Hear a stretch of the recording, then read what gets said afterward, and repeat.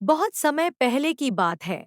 एक सुंदर समुद्र में एक जलपरी रहती थी जिसका नाम था लूना।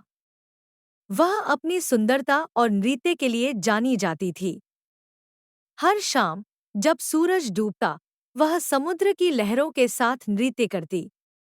एक दिन लूना ने नदी किनारे पर एक युवा नाविक को देखा। जलपरी उस लड़के को देखकर बहुत खुश हुई। कुछ देर बाद नाविक की नज़र जलपरी पर पड़ी। वह उसकी नृत्य कला को देखकर मंत्रमुग्ध हो गया। लूना जलपरी उसे देखती ही रह गई और जलपरी ने एक जादुई गीत गाया और उसकी आवाज़ समुद्र में गूंजने लगी। नाविक उसकी आवाज़ सुनकर नदी की ओर बढ़ा। लूना ने उसे अपने पास बुलाया और कहा, क्या तुम मेरे साथ समुद्र में चलना चाहोगे? मैं आपको पसंद करने लगी हूँ। नाविक ने बोला, लेकिन मैं पानी में तैर नहीं सकता। लूना ने मुस्कराते हुए उसे जादुई रूप से तैरने की क्षमता दी। वह दोनों मिलकर समुद्र में घूमने लगे, खेलते और नाचने लगे। अचानक से नाविक को याद आया कि उसकी माँ घर पर इंतजार कर रही होगी। नाविक जलपरी से बोलता है, अब मैं अपने घर जा रहा हूँ। कल फिर आऊंगा इसी नदी के किनारे, क्या आप आएंगी? जलपरी बोलती है, हाँ मैं जरूर आऊंगी। नाविक अपने घर चला जाता है, तभी उसकी माँ बोलती है, क्यों बेटा इतनी देर कहाँ हो गई? तब नाविक बोला, माँ मैं नदी किनारे गया था पानी पीने, वही देर हो गई। माँ बोली, अच्छा ठीक है। अगले दिन सुबह हुई तो लड़का उठा और नदी के किनारे पहुंच गया और आवाज लगाने लगा, लूना जलपरी कहाँ है आप? इतना सुनकर लूना जलपरी नाविक के पास आती है और बोलती है, आ गए तुम?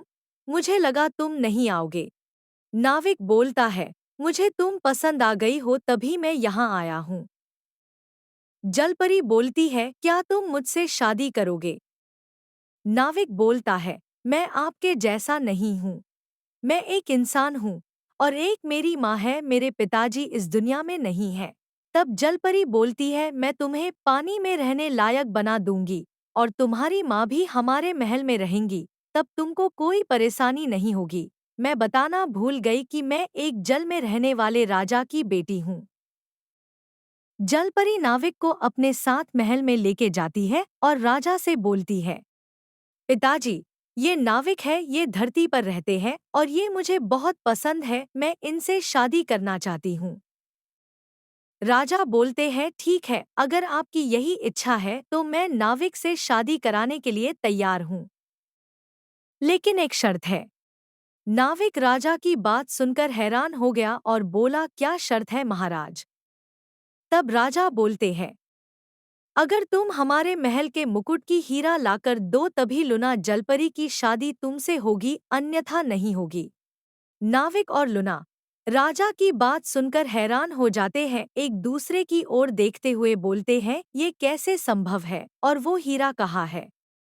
तब राजा बोलते हैं, वो हीरा एक चुड़ैल के पास है, हमारे महल से पता नहीं कैसे चोरी हो गई है। हीरा के बदले में वो हमारे महल पर कब्जा करना चाहती है। अगर वो इस महल पर कब्जा कर लेगी तो हम सब उसके गुलाम बन जाएंगे और वो इस महल की रानी बन जाएगी। नाविक बोलता है, महाराज मैं पूरी कोशिश करूंगा हीरा को महल लाने की। नाविक लूना जलपरी से बोलता है, आप चिंता मत करो जलपरी, मैं हीरा लेकर जरूर आऊंगा।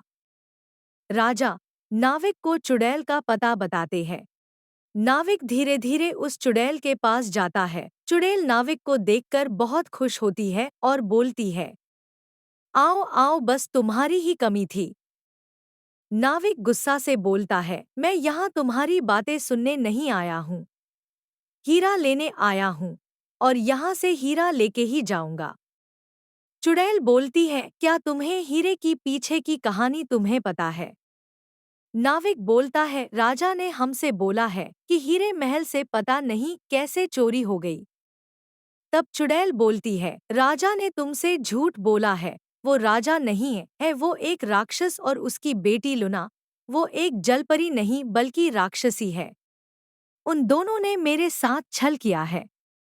जलपरी की रूप मेरी है और वो महल मेरा है। उन लोगों ने मुझसे छीन लिया है और मुझे श्राप देकर मेरा ये हाल कर दिया है। अगर तुम चाहो तो तुम मुझे मुक्ति दिला सकते हो मेरी मदद करके।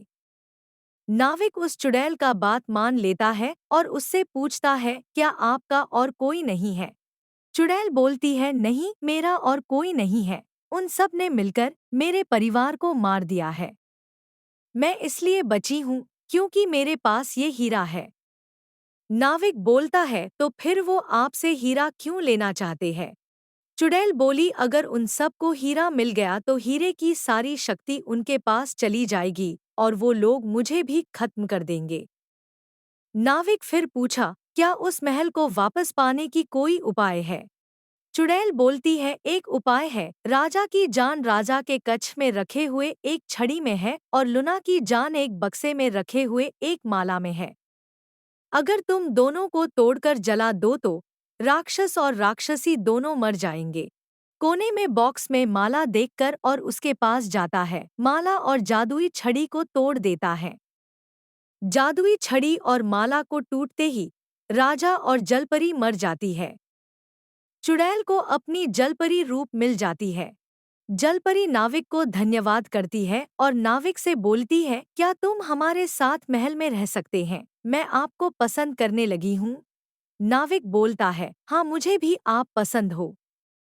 नाविक की माँ और जलपरी और नाविक महल में आराम से रहने लगते हैं।